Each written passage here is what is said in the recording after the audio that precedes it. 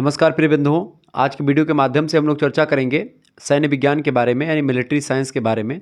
अगर आप BA third semester में हैं तो मिलिट्री साइंस में आपको पढ़ना पड़ता है राष्ट्रीय सुरक्षा के वैचारिक पहलू के बारे में, यानी राष्ट्रीय सुरक्षा से रिलेटेड जो तमाम प्रकार के अप्रोचेज होते हैं, जो तमाम प्रकार के पहलू होते हैं, यानी जो राष्ट्रीय सुरक्षा की रिकॉर्डिंग किए जाते हैं, उनके बारे में हम लोग जानने का प्रयास करेंगे। ठीक है, यानी आपके पेपर का नाम है नेशनल सिक्योरिटी कंसेप्चुअल एस्पेक्ट्स। ठीक है, नेशनल सिक्योरिटी से रिलेटेड जो कंसेप्चुअल एक प्रकार से अप्रोचेस होते हैं या एस्पेक्ट्स होते हैं, उनके बारे में जानने का प्रयास करेंगे और बहुत ही बारीकी के साथ ऐसे प्रश्नों के माध्यम से जो कि पिछले 2-3 वर्षों में पूछे गए हैं, उनके उत्तर को समझाने का प्रयास बहुत ही बारीकी के साथ डीपली किया जाएगा। तो आपको चिंता करने की कोई ज़रूरत नहीं पड़ेगी। बहुत ही आसान तरीके से आप हर एक चीज़ को समझ पाएंगे, जान पाएंगे और विधिवत रूप से आपको एक प्रकार से बड़ा अच्छा महसूस होगा जब आप इस लेक्चर को अंत तक देख लेंगे। ठीक है, सैन्य विज्ञान आपने अगर लिया है तो बीए थर्ड सेमेस्टर में आपको कुछ ऐसे ही प्रश्न दिखेंगे जो आज के वीडियो के माध्यम से हम देखेंगे। चूँकि थर्ड सेमेस्टर, फर्स्ट सेमेस्टर और फिफ्थ सेमेस्टर की परीक्षाएँ अधिकतर विश्वविद्यालय अब की बार लिखित करवाएंगे, तो उनमें कैसे क्वेश्चंस आएंगे वही दिखाने का प्रयास है। तो देखिए, कुछ इस तरीके के क्वेश्चंस आपकी परीक्षा में आने का जो है आएंगे। खास करके देखिए, मैं थोड़ा सा और आपको समझा दूं। 3 टाइप के क्वेश्चंस आते हैं लिखित परीक्षा में। पहला होता है अति लघु उत्तरीय टाइप के प्रश्न। ठीक है, दूसरे होते हैं लघु उत्तरीय टाइप के प्रश्न, लघु उत्तरीय, और तीसरे होते हैं दीर्घ उत्तरीय, जिनको आप विस्तृत उत्तरीय भी कहते हैं। ठीक है, अति लघु उत्तरीय जो होते हैं इनको अंग्रेजी में very short answer type questions, लघु उत्तरीय को शॉर्ट आंसर टाइप क्वेश्चंस और दीर्घ उत्तरीय को लॉन्ग आंसर टाइप क्वेश्चंस के नाम से जाना जाता है। अति लघु उत्तरीय प्रश्नों की संख्या 10 होती है। इनमें से 10 प्रश्न आपको करने होते हैं। एक प्रश्न का उत्तर अगर आप करेंगे अच्छे तरीके से 50 शब्दों में एक प्रश्न का उत्तर आपको लिखना होता है। लगभग आप देखें तो आधे पेज में या 5 से 6 लाइन में आप लिखेंगे। अगर यह कर ले जाते तो आपको कितने नंबर मिलेंगे? 2 अंक प्रदान किए जाएंगे इसको लेकर के। ठीक है, लघु उत्तरीय प्रश्नों की अगर बात करें तो लघु उत्तरीय प्रश्नों का फंडा कुछ है कि 8 क्वेश्चंस आपको दिए जाएंगे, जिनमें से 4 क्वेश्चंस आपको करने होंगे। ठीक है, 150 शब्दों में आपको उत्तर लिखना होता है। कितने शब्दों में महोदय? 150 शब्दों में उत्तर लिखना होता है। और इसके अलावा कई कई विश्वविद्यालय 200 शब्द की क्राइटेरिया भी रखते हैं। अगर 200 शब्द रखेंगे तो आपको 5 क्वेश्चंस करने होंगे, या 4 ही क्वेश्चंस या 3 क्वेश्चंस को लेकर के बोलेगा कि 3 ही क्वेश्चंस करें। ठीक है, और इसके लिए आपको 8 से 10 नंबर निर्धारित किया जाता है कि 8 से 10 अंक आपको इसके लिए प्रदान किए जाएंगे। तो अगर आप ऐसा लिखते तो हो जाएगा। अच्छा, पेज की अगर बात की तो 2 से 3 पेज आप इसको दे सकते हैं। ठीक है, 2 पेज अधिकतम 3 पेज और कम से कम 2 पेज। दीर्घ उत्तरीय प्रश्नों की संख्या 3 या 4 होती है, जिनमें से आपको केवल और केवल 2 या किसी किसी में एक ही प्रश्न करने को लेकर के बोला जाता है। इसको आपको 450 शब्द या फिर 500 शब्दों में इसको लिखना होता है। ये बात आप ध्यान रखेंगे। ठीक है, इसका एक जो नंबर है कम से कम 12 नंबर, अधिकतम इसके 15 नंबर निर्धारित किए जाते हैं विश्वविद्यालयों के द्वारा। तो इतने अंक मिलते हैं। इसको लिखने के लिए आपको जो एक प्रकार से पन्ने की ज़रूरत होती है, कम से कम आप 4 पेज में आप इसको लिखें। कम से कम 4 पेज में आपका दीर्घ उत्तरीय उत्तर होना चाहिए। इससे कम आप नहीं लिखेंगे, ये बात ध्यान रखेंगे, नहीं तो आपको नंबर थोड़ा कम मिलेगा। अधिकतम आप 5 पेज भी लिख सकते हैं, लेकिन मेरे हिसाब से 4 पेज इसके लिए सफिशियंट होता है। ठीक है, तो इसको लेकर के ज़्यादा परेशान आपको नहीं होना है। ठीक है, तो इस तरीके से पेपर पैटर्न होता है जो मैंने आपको समझाया। अब प्रश्न आपकी स्क्रीन पर आ चुका है, सभी लोग देखने का प्रयास करेंगे। बढ़िया क्वेश्चंस है। प्रश्न आपकी स्क्रीन पर आ चुका, पहला नंबर क्वेश्चन देखिए। प्रश्न 1 है कि राष्ट्रीय शक्ति क्या है? राष्ट्रीय शक्ति किसे कहते हैं? बहुत ही ज़बरदस्त क्वेश्चन है। लघु उत्तरीय में ऐसे क्वेश्चंस बेसिकली पूछे जा सकते हैं। ठीक है, अति लघु उत्तरीय में भी ये प्रश्न बन सकता है और दीर्घ उत्तरीय में भी प्रश्न आ सकता है कि राष्ट्रीय शक्ति से आप क्या समझते हैं, इसकी विशेषताओं के बारे में या इसके बारे में वर्णन करें। ठीक है, तो राष्ट्रीय शक्ति ओवरऑल हम समझ लेते हैं कि है क्या।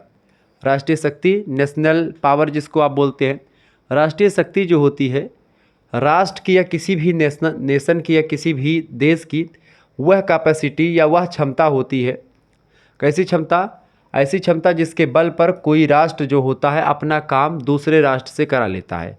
यानी एक प्रकार से एक देश के पास वह शक्ति या वह क्षमता, वह कैपेसिटी, जिस कैपेसिटी के बल पर, जिस क्षमता के दम पर कोई राष्ट्र दूसरे राष्ट्र से या कोई देश दूसरे देश से अपना काम बनवा लेता है या अपना काम करवा लेता है, पावर का प्रयोग करके, शक्ति का प्रयोग करके, तो वही क्षमता होती, ठीक है। तो क्षमता किसी राष्ट्र की वह एक प्रकार से क्षमता होती है, कैपेसिटी मतलब ये मतलब कि राष्ट्रीय शक्ति राष्ट्र की वह क्षमता होती है जिसके द्वारा या जिसके बल पर कोई राष्ट्र अपना काम दूसरे राष्ट्र से करा लेता है। ठीक उसी प्रकार जिस प्रकार एक व्यक्ति दूसरे व्यक्ति के मन, विचारों और कार्यों को प्रभावित करता है, ठीक है, उसी प्रकार से जो शक्ति होती है, राष्ट्रीय शक्ति, ये दूसरे देशों को प्रभावित करती है, दूसरे देशों के विचारों को भी प्रभावित करती है और दूसरे देशों को भी प्रभावित करती है डायरेक्टली या इनडायरेक्टली रूप से, ठीक है।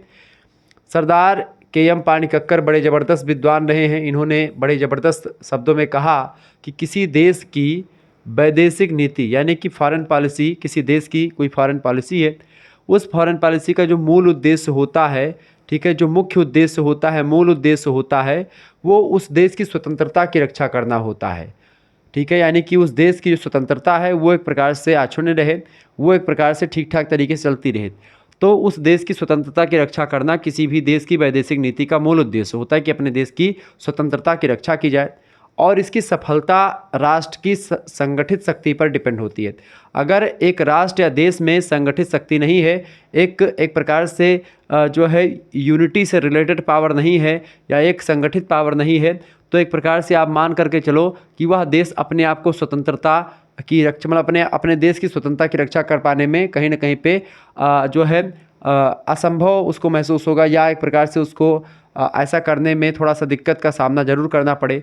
तो कुल मिलाकर के कहने का मतलब ये है कि प्रत्येक युग में राष्ट्रों ने शक्ति अर्जित करने की हर संभव कोशिश की है और आज भी राजनीतिक क्षेत्र में शक्ति को यानी पावर को राजनीति का मूल तत्व माना जाता है। पावर सबसे बड़ी चीज़ है। देखें, पावर जहाँ होती है वहीं लक्ष्मी भी होती है, बात आप ध्यान रखें। पावर किसके पास है? आप देवताओं से ले लें, पावर है विष्णु भगवान के पास। क्या है? विष्णु भगवान के पास पावर है। और पावर है तो लक्ष्मी जी कहाँ पर बैठ करके पैर दबाती है? उनकी चरणों में, ठीक है। अब आप देखो, माँ लक्ष्मी जो कि धन की देवी हैं, वो भगवान विष्णु के जो है पैर दबा रही हैं। इसका मतलब क्या है? इसका मतलब ये है कि एक प्रकार से जहाँ पावर होती है वहीं लक्ष्मी एक प्रकार से विराजमान होती हैं और देश इसी नीति पर फॉलो करते हैं। फॉरेन पॉलिसी में कोई देश कितना शक्तिशाली है, एक प्रकार से उसके पास उसी हिसाब से धन भी एक प्रकार से अर्जित होने लगता है, क्योंकि वह अपना काम अन्य देशों से पावर के दम पर करवा लेता है, ठीक है। ये बात आप ध्यान रखेंगे। तो राजनीतिक शक्ति का मूल तत्व माना जाता है किसको भाई? जो है शक्ति को, ठीक है। शक्ति के अनेक रूप होते हैं, कई रूप में, कई स्ट्रक्चर में हमको शक्ति का सामना करना पड़ता, शक्ति को दिखाई पड़ती है हमको कई रूपों में।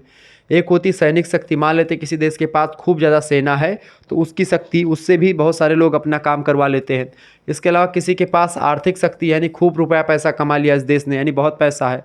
और तीसरी होती मत शक्ति। मत माने होता है कि भाई बहुत सारे लोग किसी के पास हैं, जैसे भारत के पास मत शक्ति है यानी कि लोग है, जनशक्ति, ठीक है। तो आर्थिक शक्ति है, जैसे स्विट्जरलैंड के पास आर्थिक शक्ति है, ठीक है।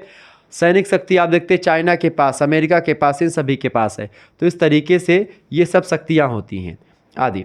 कोई राष्ट्र जब विविध साधनों के माध्यम से, विविध माने कई प्रकार के साधनों के माध्यम से अपने उद्देश्यों को प्राप्त करता है, किसने? वह देश अपने उद्देश्यों को प्राप्त नहीं कर पाता है, किसके? जब कोई राष्ट्र विविध साधनों का प्रयोग या विभिन्न साधनों के माध्यम से अपने उद्देश्यों को प्राप्त नहीं कर पाता है तो उसे सैनिक शक्ति का सहारा लेना पड़ता है। मान लेते कोई देश एक दूसरे देश से चाह रहा होता है कुछ चीज़ें और वह देश मना कर देता है, वो किसी भी मतलब किसी भी मुद्दे पर देने को तैयार नहीं, देने को राजी नहीं है। ऐसी स्थिति में क्या होगा कि देश एक प्रकार से अटैक करते हैं, आक्रमण करते हैं और अपने एक प्रकार से जो क्षमता या अपनी जो उद्देश्य है उसको पूरा करते हैं। इस प्रकार स्पष्ट होता है कि राष्ट्रीय शक्ति के मूल में सैन्य शक्ति का ही समावेश होता है, यानी कि जो शक्तियाँ होती हैं इनमें सैन्य शक्ति ज़्यादा पावरफुल होती है और इसी सैन्य शक्ति का समावेश राष्ट्रीय शक्ति में किया जाता है। यानी किसी देश की राष्ट्रीय शक्ति कैसी है ये उसकी सैन्य शक्ति पर डिपेंड करता है, ठीक है। साथ ही सैन्य शक्ति की संरचना जो होती है, यानी कि जो एक प्रकार से सैन्य शक्ति का स्ट्रक्चर होता है उसमें भी कई तत्व एक प्रकार से प्रभावशाली भूमिका अदा करते हैं। इस प्रकार मार्ग ने शक्ति के निर्धारक तत्वों में दो तत्वों का उल्लेख किया है, ठीक है। पहले वे तत्व जो मूर्त अथवा अस्थायी हैं, मूर्त मतलब कि दिखाई पड़ते हैं और अस्थायी हैं जो भंग नहीं होने वाले, और दूसरे वे तत्व जो अमूर्त हैं, मतलब जो दिखाई नहीं पड़ते हैं और अस्थायी हैं, वो कभी भी भंग होने वाले हैं। तो वो दो तत्व शामिल होते हैं। दोनों तत्वों के सम्मिलित योगदान से राष्ट्रीय शक्ति का निर्माण होता है, और वे तत्व कई प्रकार के जिनके मिलने से इन प्रकार के शक्तियों का निर्माण होता है। ठीक है, राष्ट्रीय शक्ति देखें, सबसे पहली बात, किसी देश का भूगोल कैसा है। भूगोल माने उस देश में कितनी धन संपदा, कितना एक प्रकार से खनिज संसाधन कहाँ पर कैसे पाए जा रहे हैं, वहाँ पर नदियाँ, पहाड़, पर्वत, ये सब क्या हैं, कैसे हैं, मैदान है। तो भूगोल पर डिपेंड करता है कि भाई वहाँ का एक प्रकार से जो भूमि का ढांचा है, भूमि का स्ट्रक्चर है, वो कैसा है। सबसे पहली बात ये डिसाइड करता है कि वह कितनी शक्ति उसके पास होगी। दूसरी बात, प्राकृतिक स्रोत, यानी उसके पास कितना जैसे धन संपदा, या एक प्रकार से मिट्टी, वायु, जल, या एक प्रकार से उसके पास जल कितना है, वायु कैसी है, वहाँ की गुणवत्ता वायु की। ठीक है, और ऐसी तमाम प्रकार की प्राकृतिक संपदाएं अगर किसी देश में ज़्यादा विद्यमान है तो वो एक प्रकार से उसके पास शक्ति हो जाती है। इसके अलावा औद्योगिक क्षमता उस देश की कितनी है, ये भी डिपेंड करता है कि उद्योग वहाँ पर कैसे हैं। तीसरे अलावा सैनिक तैयारियाँ वहाँ की कैसी है, सैनिक किस तरीके के लड़ते हैं, वहाँ की टेक्नोलॉजी क्षमता कैसी है। यानी किसी भी देश की जो शक्ति होती है, राष्ट्रीय शक्ति होती है, वो इन्हीं सभी मुद्दों पर डिपेंड करती है। ये सब तत्व मिलकर के राष्ट्रीय शक्ति का निर्माण करते हैं। ठीक है, तो तकनीकी क्षमता कैसी है, जनसंख्या वहाँ की कैसी है, राष्ट्रीय मनोबल लोगों का कैसा है, लोग अपने देश या अपने एक प्रकार से अपने देश के बारे में वो कितना एक प्रकार से कॉन्फिडेंट हैं। इसके अलावा इंटेलिजेंस या सूचना तंत्र जो प्रणाली है, या एक प्रकार से जो खुफिया एजेंसीज़ हैं देश की, प्रत्येक देश की, वो कितनी पावरफुल हैं। जैसे कि आप देखते हैं जो मोसाद एजेंसी है, ठीक है, रसिया, मतलब वहाँ की क्या बोलते हैं, जो है ब्राज़ील की, सॉरी, अरे क्या, कौन सा देश पड़ता है वहाँ पर, बीच में पड़ता है,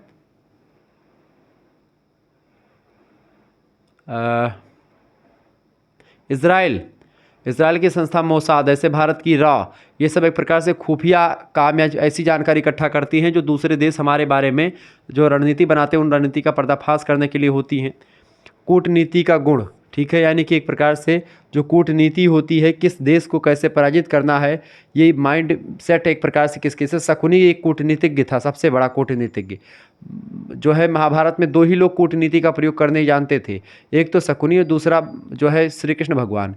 कूटनीति के बड़े योग्य विद्वान थे दोनों लोग। ठीक है, इसके अलावा सरकार की योग्यता, यानी सरकार कितनी अच्छी है, कितनी कैसी है, ये भी डिपेंड करता है राष्ट्रीय शक्ति के निर्माण में। तो किसी देश की राष्ट्रीय शक्ति क्या होगी, कैसे होगी, वो इन 10 तत्वों पर डिपेंड करती हैं। भूगोल, प्राकृतिक स्रोत, औद्योगिक क्षमता, सैनिक तैयारियाँ, तकनीकी क्षमता, जनसंख्या, राष्ट्रीय मनोबल, इंटेलिजेंस या सूचना प्रणाली, और कूटनीति के गुण, और सरकार की योग्यता, ये सब तत्व मिलकर के राष्ट्रीय शक्ति का किसी भी देश के निर्माण करते हैं। ठीक है, फटाफट से आप लोग वीडियो को लाइक कर सकते हैं, और वीडियो पर अगर नए आए हैं पहली बार चैनल पर, चैनल को सब्सक्राइब कर दीजिएगा, क्योंकि इसी प्रकार से अच्छी अच्छी वीडियोज़ मैं लगातार आपके लिए व्यवस्थित करता रहता हूँ। ठीक है, चले अगला क्वेश्चन आपके स्क्रीन पर आ चुका है। दूसरा नंबर क्वेश्चन है, चूँकि भाई फटाफट से आप देखेंगे, वीडियो को लाइक करते रहिएगा। चले, प्रश्न है, सामूहिक सुरक्षा क्या होती है, बताएं। सामूहिक सुरक्षा किसे कहते हैं। सामूहिक मतलब सभी की, सुरक्षा माने सुरक्षा, सिक्योरिटी। ठीक है, तो ये क्या है, देखिए, सुरक्षा का प्रश्न विश्व के सभी राष्ट्रों से घनिष्ठ रूप से जुड़ा हुआ है, क्योंकि हर एक देश एक प्रकार से अपनी सुरक्षा के लिए सैनिक प्रबंध करते हैं। तमाम प्रकार के लड़ाकू विमान, तमाम प्रकार के कैमरे एक प्रकार से ऊपर लगाए हुए, ताकि हमारा देश सुरक्षित हो सके। तो सामूहिक सुरक्षा बेसिकली इसी से रिलेटेड है। तो सुरक्षा का प्रश्न विश्व के सभी राष्ट्रों से घनिष्ठ रूप से जुड़ा हुआ है, क्योंकि कोई अकेला राष्ट्र शक्तिशाली राष्ट्र का सामना नहीं कर सकता है। कोई भी अकेला राष्ट्र किसी भी शक्तिशाली राष्ट्र का सामना नहीं कर सकता है। यही उद्देश्य सामूहिक सुरक्षा से जुड़ा हुआ है। सामूहिक सुरक्षा के अंतर्गत सारे राष्ट्र एक दूसरे देश की सुरक्षा की चिंता सामूहिक रूप से करते हैं, कि कोई देश एक प्रकार से किसी दूसरे देश पर अटैक करके उसकी जो धन संपदा है या उसका जो एक प्रकार से एरिया है उसको कब्जा न कर ले। जैसे मानो स्वयं उन सबकी अपनी, तो सामूहिक सुरक्षा के अंतर्गत सारे राष्ट्र एक दूसरे के देश की सुरक्षा की चिंता सामूहिक रूप से करते हैं।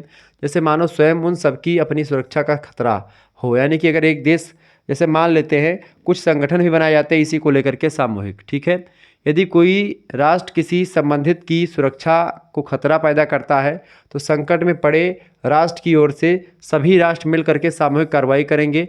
ठीक है, यानी कहने का मतलब ये, सामूहिक सुरक्षा का सीधा सा मतलब होता है कि मान लेते हैं कोई एक प्रकार से संस्था, जैसे नाटो। अब नाटो एक संस्था, अब नाटो में जितने भी देश हैं, अगर नाटो के एक छोटे से भी देश पर कोई बी नाम का देश है जो नाटो का सदस्य है, अब इसी एक प्रकार से बी पर कोई देश, दूसरा देश, एक प्रकार से एक जेड नाम का देश है, वो अटैक कर रहा है। जेड बड़ा है और ये छोटा देश है, ठीक है। अब क्या होगा, नाटो में मान लेते हैं कई देश है, बड़े छोटे सब मिला करके। अब जब जेड इस पर आक्रमण करेगा तो इसका मतलब ये है कि नाटो, समस्त नाटो पर आक्रमण कर दिया जेड ने। तो ऐसे में क्या होगा, ये नाटो के जितने भी लोग हैं, सारे के सारे देश इकट्ठा मिल करके अटैक कर देंगे जेड पर, और जेड को समाप्त कर देंगे या जेड को एकदम से ख़त्म कर देंगे, इस तरीके की व्यवस्था। तो सामूहिक सुरक्षा से तात्पर्य होता है कि सभी अपने पूरे का पूरा सदस्य इकट्ठा होकर के और सामना करें।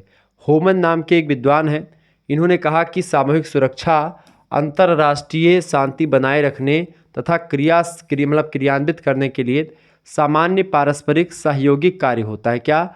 सामूहिक सुरक्षा अंतर्राष्ट्रीय यानी इंटरनेशनल शांति बनाए रखने के लिए, क्रियान्वित करने के लिए सामान्य पारस्परिक कि साहचर्य या सहयोगिक कार्य होता है। राष्ट्र संघ एवं संयुक्त राष्ट्र संघ यानी कि यूएनओ, कि यूनाइटेड नेशंस और यूएनओ दोनों के तहत राष्ट्र संघ बना था। कब? जब प्रथम विश्व युद्ध एक प्रकार समाप्त होता तब बना था, उसके बाद में, और संयुक्त राष्ट्र संघ बना द्वितीय विश्व युद्ध के समाप्ति के बाद। तो दोनों के तहत ही पहली बार सामूहिक सुरक्षा का विचार व्यवहारिक रूप से स्वीकार किया गया।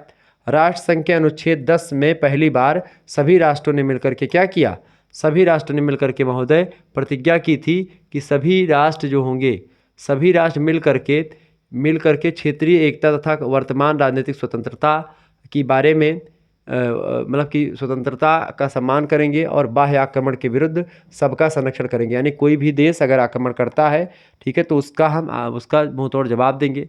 संयुक्त राष्ट्र संघ चार्टर के अनुच्छेद 7 में शांति के लिए अथवा नीति भंग के निर्णय लेने की स्थिति में सामूहिक सुरक्षा की व्यवस्था करी गई है। तो ये है सामूहिक सुरक्षा, जिसके बारे में मैंने आपको बताया। आगे बढ़ते सीमा पार आतंकवाद पर टिप्पणी कीजिए। ये क्या है भाई सीमा पार आतंकवाद? इसको समझने का प्रयास करते हैं।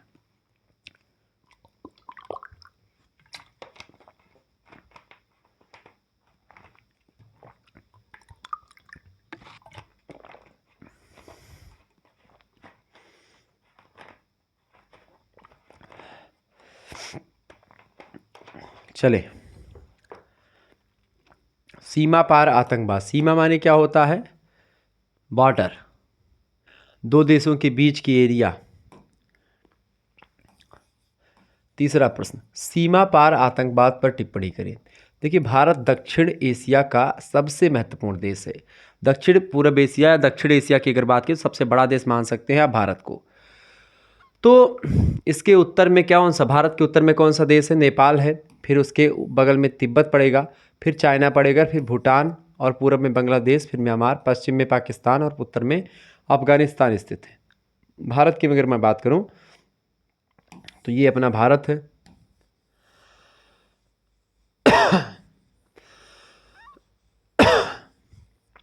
ये भारत देश है। अब ये वाला जो एरिया है, ये वाला एरिया, ये बर्मा है, यानी बर्मा मतलब म्यांमार।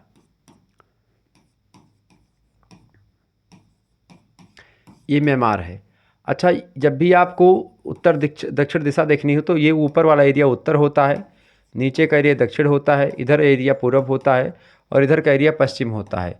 ये चार एरिया, एक चार दिशाओं का ज्ञान अगर आपको ना हो मैप देखना, तो सबसे पहले ये उत्तर वाला एरिया ऊपर होता है, पश्चिम इधर, और पूरब जो होता है दाहिने हाथ पर, और दक्षिण नीचे एकदम से, और पश्चिम बाएं हाथ पर।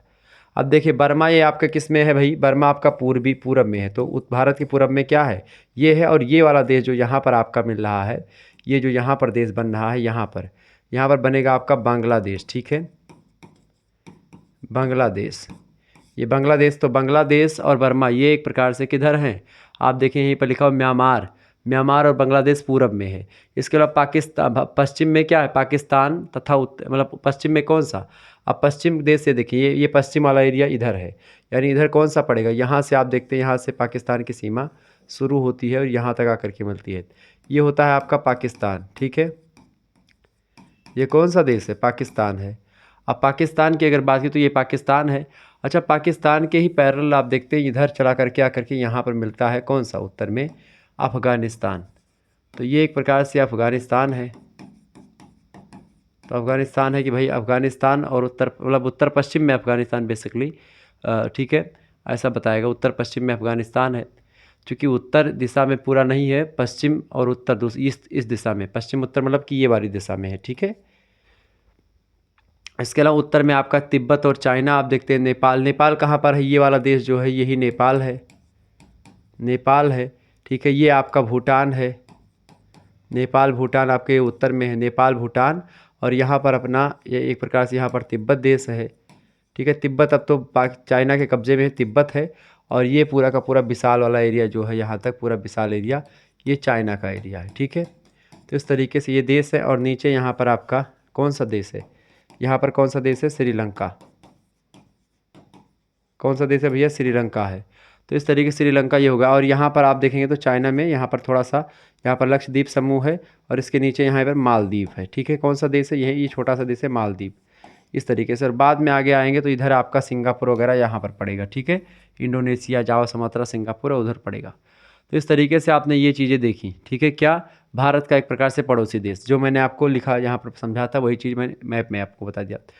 तो ये सब स्थित है। ब्रिटिश ने भारत को विभाजित करके पाकिस्तान का निर्माण किया। बांग्लादेश 1971 ईस्वी तक पाकिस्तान के अधीन ही था। 1971 ईस्वी में पाकिस्तान भारत के युद्ध के बाद या उसके दौरान स्वतंत्र बांग्लादेश का निर्माण होता है। 1972 से 1988 ईस्वी तक पाकिस्तान ने भारत के प्रति नरम रुख अख्तियार किया, परंतु 1988 में ऑपरेशन जिब्राल्टर के माध्यम से पाकिस्तान ने भारत में आतंकवादियों की खेप भेजनी शुरू कर दी। तब से अब तक अनेक वारदातें पाकिस्तानी आतंकवादी भारत में कर चुके हैं। दो बार मुंबई बम कांड आप सुने होंगे, अक्षरधाम मंदिर पर आक्रमण हुआ, गोधरा कांड आप सुनते होंगे, संसद पर हमला किया गया, सीआरपी पर हमला किया गया, सीआरपीएफ, ठीक है, सीआरपी पर हमला किया गया। ये सब एक प्रकार से इसके उदाहरण है जो कि एक प्रकार से हुए हैं। इस कार्य में न केवल पाकिस्तान अपितु बांग्लादेश और चीन भी परोक्ष रूप से इसमें शामिल होता है। और इस तरीके से ये लोग ऐसी घटनाओं को अंजाम देने में कहीं ना कहीं पे इनका सपोर्ट करते हैं। तो ये चीज़ें एक प्रकार से जो होती हैं, यही सीमा पार आतंकवाद शामिल है, क्योंकि आपस में जब सीमा के ही बगल अगल के देश जो होते हैं वो आतंकवादी गतिविधियों में लिप्त हो जाते हैं, तो वही सीमा पार आतंकवाद होता है।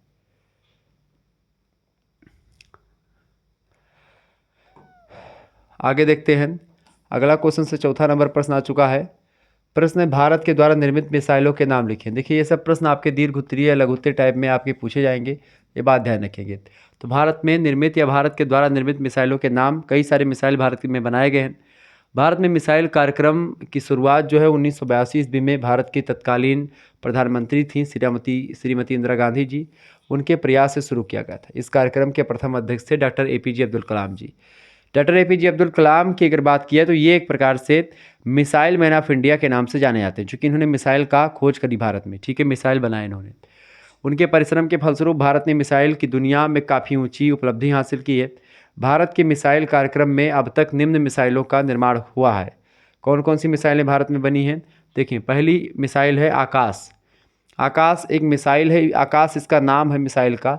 ये मिसाइल जो है भारत की हवा से हवा में मार करने वाली जो है मिसाइल है, यानी कि ऊपर ऊपर ही लड़ती है। ऐसे ही मिसाइल यहाँ से छोड़ो तो हवा में मारेगी, यानी ऊपर ऊपर ही, यानी कि लड़ाकू विमान से छोड़ो दूसरे लड़ाकू विमान को ख़त्म करेगी, यानी हवा से हवा में ही मार करने वाली मध्यम दूरी की मिसाइल है, जिसकी मारक क्षमता 25 किलोमीटर एक प्रकार से तक मार सकता है। ये हवा में 25 किलोमीटर तक एक प्रकार से ये मिसाइल 25 किलोमीटर दूरी तक जा करके मार सकता है।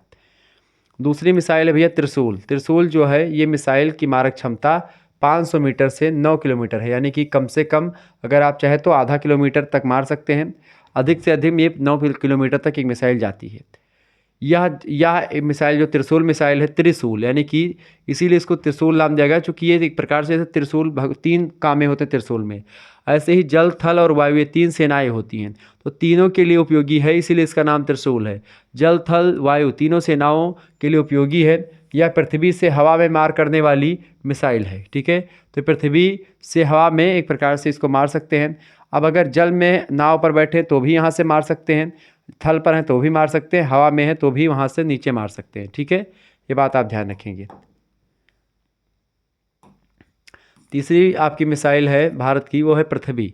पृथ्वी की अगर बात किए तो यह मिसाइल धरती पर मार करने वाली मिसाइल है, यानी कि जैसे कि जो आर्मी वगैरह प्रयोग करते हैं। पृथ्वी 500 किलोग्राम भार यानी ये अपने साथ ले जाती है। इसके साथ मारक क्षमता इसकी 250 किलोमीटर से लेकर के 1000 किलो, मतलब कि 250 किलोमीटर तथा 1000 किलोग्राम भार के साथ इसकी मारक क्षमता 150 किलोमीटर हो जाती है। यानी कि अगर आप आधा किलोग्राम की मिसाइल छोड़ेंगे तो 250 किलोमीटर जा सकती है।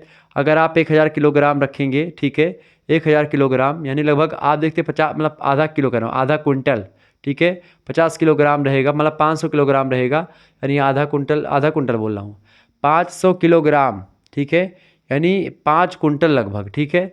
और इसमें अगर आप उसको थोड़ा बढ़ा देंगे, 1000 कुंटल कर देंगे, मतलब 1000 किलोग्राम कर देंगे, यानी कि 10 कुंटल अगर कर दें, ठीक है, चूँकि 100 किलो का 1 कुंटल होता है, तो इसकी मारक क्षमता 100 किलोमीटर घट जाती है, 150 किलोमीटर ही उतना लेकर के जा पाएगी। अगला क्वेश्चन आपकी स्क्रीन पर आ चुका है, फटाफट से आप देखें। चौथा नंबर प्रश्न है, अग्नि भी एक मिसाइल है। स्वदेशी तकनीकी पर आधारित यह भारत की सबसे लंबी दूरी तक मार करने वाली मिसाइल है, जिसकी मारक क्षमता 1000 किलोमीटर मतलब किलोग्राम भार के साथ लगभग 2000 किलोमीटर से लगभग 2500 किलोमीटर तक एक प्रकार से अग्नि जो मिसाइल है वो जाती है। इसके अलावा पाँचवीं मिसाइल है नाग। यह टैंक रोधी मिसाइल है, जिसकी मारक क्षमता 4 किलोमीटर तक है, ठीक है। तो इस तरीके से आप लोगों ने अग्नि मिसाइल और भारत में जो निर्मित मिसाइल है उनके बारे में थोड़ी थोड़ी जानकारी देखी। आगे देखते हैं, अगला क्वेश्चन आपकी स्क्रीन पर आ चुका है, फटाफट से आप लोग देखने का प्रयास करेंगे, बहुत ही ज़बरदस्त क्वेश्चन है। देखिए प्रश्न आपका आ चुका है अगला,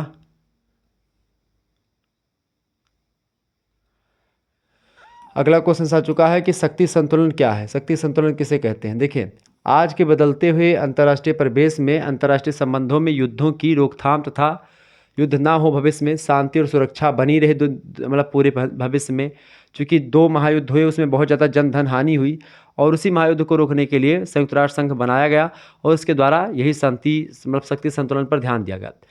महत्वपूर्ण कारक के रूप में शक्ति संतुलन का विशिष्ट महत्व, चूँकि शक्ति अगर पावरफुल देश ज़्यादा होंगे तो मारपीट खूब करेंगे। अब जब शक्ति ही सीमित कर दी जाएगी, कोई भी देश कितनी शक्ति रख सकता है, कितना सेना रख सकता है, ये सब डिसाइड कर दिया जाए,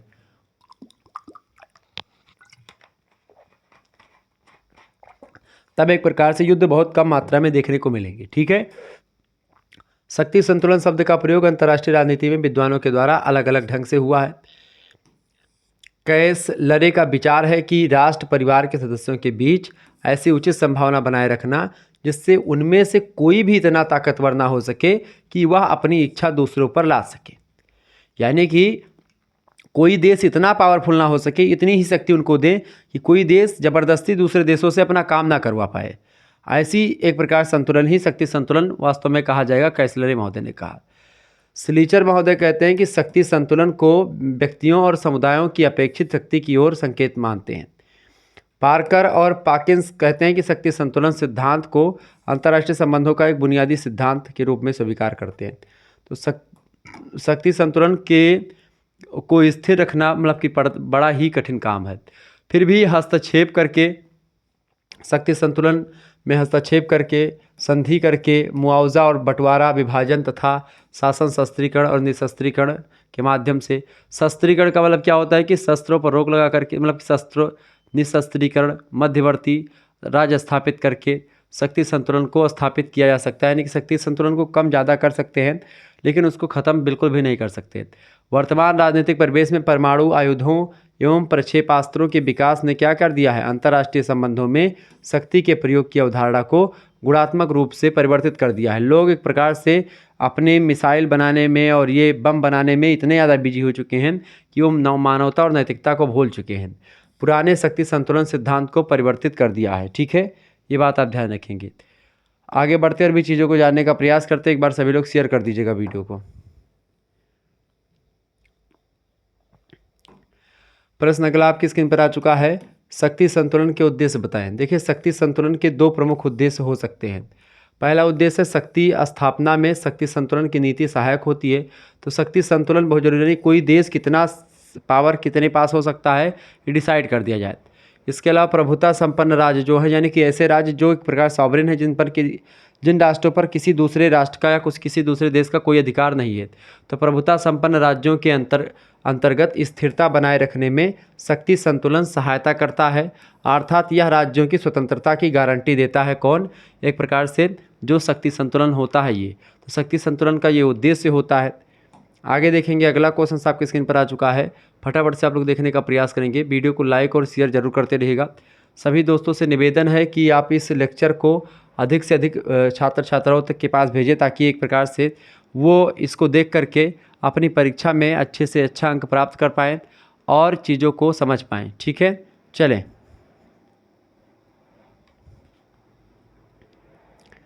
देखने का प्रयास करेंगे। प्रश्न आपकी स्क्रीन पर आ चुका है, सामूहिक विनाश के हथियार के बारे में बताएं।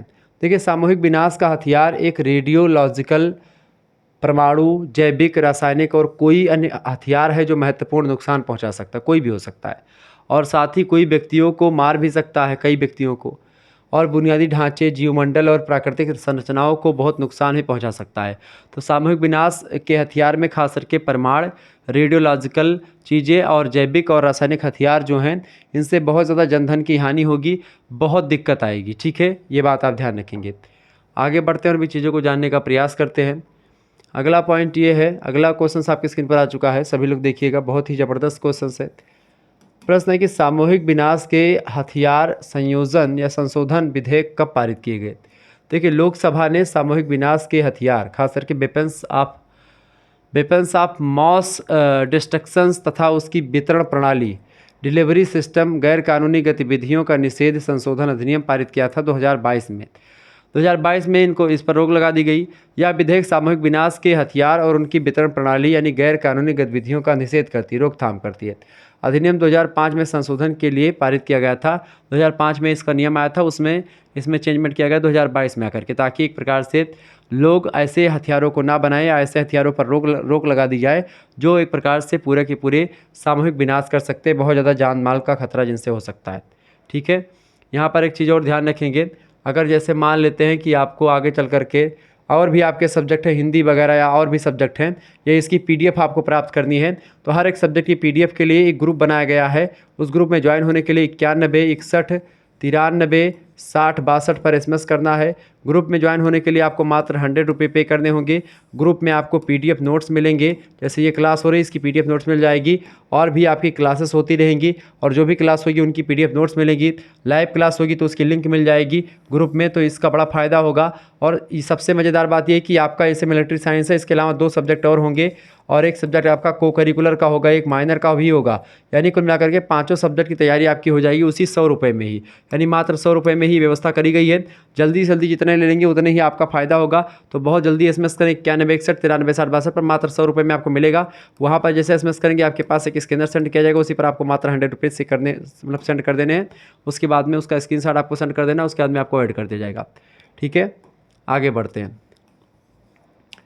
प्रश्न है, राष्ट्रीय सुरक्षा को परिभाषित कीजिए। राष्ट्रीय सुरक्षा क्या है? National security. देखिए, राष्ट्रीय हित या राष्ट्रहित की सुरक्षा ही राष्ट्रीय सुरक्षा होती है। जो राष्ट्र के ऐसे विचार हैं जिनसे राष्ट्र का हित होता है, उनकी सुरक्षा करना ही राष्ट्रीय सुरक्षा होती है। वाल्टर लिपमैन कहते हैं कि कोई राष्ट्र केवल उस सीमा तक सुरक्षित है जब तक उसे राष्ट्रीय हितों को कुर्बान करने का खतरा नहीं होता, और यदि उसे ललकारा जाए तो शक्ति के द्वारा उस उत्पन्न खतरे का प्रतिकार करने में समर्थ हो। यानी शक्ति संतुलन का सीधा सीधा मतलब होता है कि कोई देश एक प्रकार से अपने हितों को कुर्बान ना करे, यानी अपने हितों को, यानी जिस देश से मतलब अपने काम को एक प्रकार से अपने काम से पीछे ना हटे, ठीक है, वो अपने राष्ट्रीय हित जो है उसको कुर्बान ना करे किसी दूसरे देश के कहने पर, ठीक है, और उसको ऐसा ना लगे कि हमको इस चीज़ से खतरा है। अगर ऐसा होता भी तो अगर उसको कोई देश दूसरा ललकारता है तो उसका जवाब देने में सक्षम हो सके, तो समझ लो कि एक प्रकार से वह देश समर्थ है, वो राष्ट्रीय सुरक्षा एक प्रकार से उस देश की है। अंतर्राष्ट्रीय व राष्ट्रीय राजनीति में युद्ध की छाया निरंतर जो है लटकती रही है। यही मुख्य कारण है कि विश्व में सुरक्षा साधनों का अधिक प्रभाव रहा है।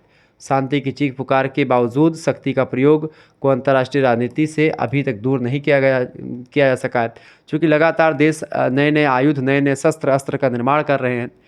यह सच है कि नवोदित विकासमान और शांति प्रेमी राष्ट्रों के लिए सुरक्षा की समस्या और भी गंभीर बनती चली जा रही। जो नए नए राज्य उभर रहे हैं सामने, उन पर एक प्रकार से लगातार खतरा मंडरा रहा है। महाशक्तियों की दादागिरी, यानी महाशक्तियों में जैसे रूस, चाइना, अमेरिका, इन सभी की दादागिरी तथा बड़े पैमाने पर शस्त्रों का व्यापार विकासमान राष्ट्रों की चिंता का विषय है, क्योंकि उन्हें ज़्यादा धन युद्ध सामग्री खरीदने में लगाना पड़ता है। क्योंकि एक प्रकार से ये सब जो बड़े बड़े देश हैं, ये बेसिकली हथियार वगैरह बनाते हैं और हथियार बना करके कहाँ पर, मार्केट में बेचते हैं। मतलब मार्केट कौन हो, मार्केट छोटे छोटे देश हैं जो अभी भी नए नए एक प्रकार से बन रहे हैं, तो अपनी रक्षा के लिए, अपनी सुरक्षा के लिए उनको हथियार खर्च करना पड़ता है। ऐसे में एक प्रकार से जो एक प्रकार से मतलब जिन जिन पैसों का प्रयोग वो खान पान पर कर सकते थे, लोगों की गरीबी को हटाने पर कर सकते थे, वो इसी पैसे से वो अस्त्र शस्त्र खरीदने में बिजी हैं। ठीक है, तो ये चीज़ें एक प्रकार से यहाँ पर हैं, तो जिससे उनका विकास प्रभावित हो रहा है, उनका डेवलपमेंट, जो डेवलपिंग कंट्रीज़ है उनका डेवलपमेंट नहीं हो पा रहा है, जनता की कठिनाइयाँ भी बढ़ रही लगातार, चूँकि सारा का सारा सरकार का बजट केवल एक प्रकार से लड़ाकू विमान खरीदने में बीत रहे हैं। इसलिए समय रहते राष्ट्रीय सुरक्षा का समाधान भी ज़रूरी है और नेशनल सिक्योरिटी को लेकर के कुछ करना पड़ेगा। ठीक है, इसमें लेकर के मतलब ये सिस्टम बना दिया जाए कि कोई भी देश एक दूसरे देश पर आक्रमण नहीं कर सकता है, इसको लेकर के एक व्यवस्थित नियम कायदे बनाने चाहिए। ठीक है, और हालांकि बनाए गए हैं लेकिन उसको फॉलो बहुत लोग नहीं करते, क्योंकि भेदभाव हो जाता है चीज़ों में। अगला क्वेश्चन है आंतरिक सुरक्षा क्या है, इंटरनल सिक्योरिटी। देखिए, आंतरिक सुरक्षा राष्ट्रीय सुरक्षा का एक अत्यंत महत्वपूर्ण पहलू है, इकाई है। यह कानून और व्यवस्था, लोगों की संपत्ति की सुरक्षा, राष्ट्र की एकता और अखंडता से रिलेटेड होता है। आंतरिक सुरक्षा, जब अपने देश की सुरक्षा की बात होती है उसमें क्या होता है, संपत्ति की सुरक्षा, लोगों की सुरक्षा। ठीक है, कानून और व्यवस्था अच्छे तरीके से काम करे, राष्ट्र की एकता और अखंडता मतलब ठीक ठाक तरीके से रहे, लोगों के मौलिक अधिकार और मानवाधिकार सुरक्षित रखने के लिए भी सुदृढ़ आंतरिक सुरक्षा का एक प्रकार से होना बहुत ज़रूरी होता है। तो ये आंतरिक सुरक्षा होती है। राष्ट्रीय सुरक्षा के बारे में समझ लेते भाई कि राष्ट्रीय सुरक्षा है क्या। देखिए, राष्ट्रीय सुरक्षा की अवधारणा, राष्ट्रीय सुरक्षा की अवधारणा किसी भी प्रकार के बाह्य संकट से अपने राष्ट्रीय हितों को संरक्षित रखना होता है। इसके लिए राष्ट्र के आर्थिक, सामाजिक, सामरिक, राजनीतिक, राजनयिक, वैदेशिक तथा मनोवैज्ञानिक तत्व पूर्ण रूप से अपनी सक्रिय भूमिका निभाते हैं। राष्ट्रीय सुरक्षा के संदर्भ में इन सभी तत्वों को इस प्रकार से समायोजित किया जाता है ताकि समस्त परिस्थितियों में, समस्त सिचुएशन में अपने पक्ष में रहें और विपक्षी पर इसका प्रतिकूल प्रभाव पड़े और अपने आप पर अनुकूल प्रभाव पड़े। वास्तव में राष्ट्रीय सुरक्षा या नेशनल सिक्योरिटी जो होती है, किसी भी देश की वह क्षमता होती है जो अपने आंतरिक मूल्यों को सुरक्षित रखने का प्रयास करती है, अपने स्व को बचाने रखने का प्रयास करती है, अपने मूल्य, अपने कायदे, अपने नियम पर अडिग रहती है और उसी की रक्षा करती है। तो यही एक प्रकार से राष्ट्रीय सुरक्षा, नेशनल सिक्योरिटी कही जा सकती है। आगे देखेंगे, अगला क्वेश्चन आपकी स्क्रीन पर आ चुका है, फटाफट से आप देखेंगे, वीडियो को लाइक और शेयर करते रहिएगा। प्रश्न अगला आपकी स्क्रीन पर आ चुका है, क्षेत्रीय सुरक्षा क्या है। देखें, वर्ष 1947 ईस्वी में भारत स्वतंत्र हुआ था। उससे पहले भारत में क्षेत्रवाद जैसी कोई समस्या नहीं थी, भारत में कोई क्षेत्रवाद नहीं था, क्योंकि जब भारत आज़ाद हुआ उसके बाद से क्षेत्रवाद शुरू हुआ। जब भारत एक प्रकार से स्वतंत्रता प्राप्ति के पश्चात भारत के सम्मुख क्षेत्रीय सुरक्षा की समस्या ने सिर उठाना शुरू कर दिया। द्रविड़ देश यानी कि जो दक्षिण भारत के देश हैं, पंजाब, नागालैंड, बोडोलैंड, गोरखालैंड, उत्तराखंड, विदर्भ, झारखंड, तेलंगाना आदि भागों में देश की सुरक्षा के लिए गंभीर चुनौती पेश कर दी थी। ये सभी देश एक प्रकार से, ये सभी राज्य जो है देश के अंदर विद्रोह की भावना रखने वाले थे। क्षेत्रवाद यानी अपने अपने देश को, मतलब अपने क्षेत्र को आगे बढ़ाने के चक्कर में पूरा देश की जो मूल्य या जो एक प्रकार से राष्ट्रीय मूल्य होते उनको भूल चुके थे। नागालैंड, झारखंड, उत्तराखंड, तेलंगाना आदि प्रांतों के निर्माण में इस समस्या से काफ़ी हद तक निपटा जा चुका है, परंतु आज भी इस क्षेत्र में बहुत कुछ किया जाना अभी भी बाकी है। रह रह करके यह क्षेत्रीय सुरक्षा देश के सम्मुख चुनौती पेश करती रहती है। कुल मिलाकर के क्षेत्रवाद की भावना से क्षेत्रीय सुरक्षा जो होती है वो प्रभावित होती है। आगे देखते हैं, अगला क्वेश्चन आपके स्क्रीन पर आ चुका है, फटाफट से आप देखने का प्रयास करेंगे। अगला क्वेश्चन है सामूहिक विनाश के हथियारें, WMD के बारे में बताएं। देखिए, WMD की अगर बात करें, सामूहिक विनाश के हथियार जो है, WMD एक ऐसा शब्द है जिसका इस्तेमाल एक हथियार का वर्णन करने के लिए किया जाता है। ठीक है, क्या है WMD? एक ऐसा क्या है, शब्द है या एक ऐसा टर्म है जिसका प्रयोग किसके लिए किया जाता है? हथियार का वर्णन करने के लिए, किसी भी हथियार की विशेषता बताने के लिए किया जाता है, जिसमें बड़ी संख्या में जीवित प्राणियों की अंधाधुंध हत्या करने की क्षमता होती है कि भाई किस तरीके से यह हथियार कितने लोगों को मार सकता है, कितनी दूरी तक जा सकता है, इसी के बारे में बताना। इसमें परमाणु, जैविक, रासायनिक और रेडियोलॉजिकल हथियार शामिल होते हैं जो अंतर्राष्ट्रीय शांति और स्थिरता के लिए खतरा बन रहे हैं। WMD को ऐसे हथियार के रूप में परिभाषित किया जा सकता है जिसमें इतने बड़े पैमाने पर मौत और विनाश को भड़काने की क्षमता होती है और इस इतनी अंधाधुंध की सतर्कतापूर्ण शक्ति के हाथों इसकी बहुत सी उपस्थिति को एक गंभीर खतरा माना जा सकता है। सामूहिक विनाश के आधुनिक हथियार परमाणु जैविक रासायनिक हथियार हैं। ब्रिटानिका इंसाइक्लोपीडिया के अनुसार ये परिभाषा बताई गई। कुल मिलाकर के सामूहिक विनाश के जो हथियार हैं वो पूरा जान माल के खतरे हैं, जिसमें रेडियो एक्टिव या रेडियोलॉजिकल हथियार, रासायनिक हथियार, जैविक हथियार और परमाणु हथियार शामिल है, जो कि एक प्रकार से पूरा का पूरा जन धन को हानि कर मतलब ख़त्म कर सकते हैं।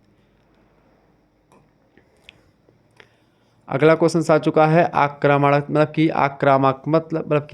आक्रामणात्मक हथियार जो होते हैं ये क्या होते हैं, यानी ऐसे हथियार जो आक्रमण के लिए होते हैं। आक्रामणात्मक हथियार जो होते हैं वे हथियार आते हैं इसमें शामिल जो प्रायः शत्रु को आघात अथवा चोट पहुंचाने या पहुंचाए जाने के उद्देश्य से प्रयोग में लाए जाते हैं। यानी ऐसे हथियार जो कि शत्रु को चोट पहुंचाने के लिए, शत्रु को एक प्रकार से पराजित करने के लिए, उसको आघात करने के लिए, चोट पहुंचाने के लिए प्रयोग में लाए जाते हैं। ऐसे हथियारों को आक्रामक हथियार कहते हैं। इन हथियारों का अधिकांश उपयोग आक्रमण की स्थिति में ही किया जाता है। इसके अंतर्गत छोटे छोटे से हथियार से लेकर के अंतर महाद्वीपीय प्रक्षेपास्त्र, जिसको ICBM भी कहते हैं, उस श्रेणी तक के सभी हथियार इसमें शामिल होते हैं आक्रामक हथियारों में। एक होता है आपका प्रतिरक्षात्मक हथियार, यानी कि अपनी रक्षा के लिए जो यूज़ करते हैं। ठीक है, प्रतिरक्षात्मक हथियार की अगर बात की तो प्रतिरक्षात्मक हथियार में वे हथियार शामिल होते हैं जो शत्रु पक्ष के हथियारों के बचाव के विरुद्ध प्रयोग किया था। यानी कि शत्रु ने कोई भाला फेंका या तीर मारा तो एक जो हाथ में रोकना होता है उसी से तीर हटा दिया। इनको मिला करके बचाव के विरुद्ध प्रयोग में जो लाए जाते हैं ऐसे अस्त्र वो होते हैं। शत्रु के आक्रमण को विफल करने का प्रयास करते हैं। ये जो प्रतिरक्षात्मक हथियार होते हैं एक प्रकार से जवाब वाले होते हैं। जैसे कि प्रश्न उधर से आया या कोई मिसाइल आई तो उस मिसाइल का तोड़ जो है इधर से गई। ठीक है, इसके अंतर्गत वे सभी हथियार आते हैं जैसे कि anti aircraft machine gun, anti tank gun, anti tank rocket प्रक्षेपास्त्र, विरोधी प्रक्षेपास्त्र, पनडुब्बी विरोधी प्रक्षेपास्त्र, विमान विरोधी विमान तथा विमान विरोधी प्रक्षेपास्त्र, पनडुब्बी विरोधी पनडुब्बी। इस तरीके से तमाम प्रकार के ऐसे अस्त्र शस्त्र बना दिए गए जो कि एक प्रकार से किसी भी चीज़ के विरुद्ध में, यानी कि जो है कोई सामने से कोई एक प्रकार से हमारा दुश्मन है वो हम पर अटैक कर रहा तो उसकी मिसाइलों के लिए एंटी मिसाइल हमारे पास भी हो कि ताकि उसकी मिसाइल का हम जवाब दे पाएँ। तो वही होता है प्रतिरक्षात्मक हथियार। और अगला हथियार होता है सामरिक हथियार। सामरिक हथियार की अगर बात करें तो समरतांत्रिक हथियार, समर माने होता है युद्ध। ठीक है, तो युद्ध के दौरान एक प्रकार जब जो युद्ध में हम प्रयोग करते हैं खास करके समतांत्रिक हथियार वे हथियार होते हैं या इनमें वे हथियार आते हैं जिनका प्रयोग समस्त युद्ध में प्रतिद्वंदी सेनाएं एक दूसरे के विरुद्ध समर क्षेत्र यानी कि युद्ध के क्षेत्र में प्रयोग करती हैं। ऐसे अस्त्र जैसे तीर, भाला, धनुष ये सब, इससे या फिर गोली बारूद का भी प्रयोग होता है आजकल। तो इससे इन्हें रणभूमि में एक दूसरे से बेहतर हथियार सिद्ध करना होता है। लड़ाई के दौरान ही प्रयोग में एक दूसरे के विरुद्ध एक प्रकार से इन अस्त्रों का प्रयोग किया जाता है। तो इस तरीके से ये हो गए आपके समरतांत्रिक हथियार। और प्रतिरक्षात्मक हथियार तो आप समझ में आ गया होगा आपके क्या होते हैं, और आक्रमणात्मक हथियार भी आपके समझ में आ गया होगा। ठीक है, तो इस तरीके से आप लोगों ने चीज़ों को पढ़ा। सैन्य विज्ञान का मॉडल पेपर मैंने डिस्कस किया। सोशियोलॉजी का एक प्रकार से एक नया वीडियो मैंने दिया है, सोशियोलॉजी बी थर्ड सेमेस्टर का, लगभग बहुत ही महत्वपूर्ण टॉपिक है ये वाला। ठीक है, मॉडल पेपर दिया है तो आप इसको देख लीजिएगा, बहुत इंपॉर्टेंट है। इसके अलावा और भी तमाम वीडियोस शुक्ला स्टीपेंट के माध्यम से दी जाती रहती हैं हर एक सब्जेक्ट की। तो आप चैनल को सब्सक्राइब कर लीजिएगा। चैनल पर अगर नए हैं तो सब्सक्राइब करें, वीडियो को लाइक करें और शेयर कर दीजिएगा सभी दोस्तों के साथ इस वीडियो को। बहुत बहुत धन्यवाद। Good night, I love you. बहुत बहुत धन्यवाद। जय हिंद, जय भारत।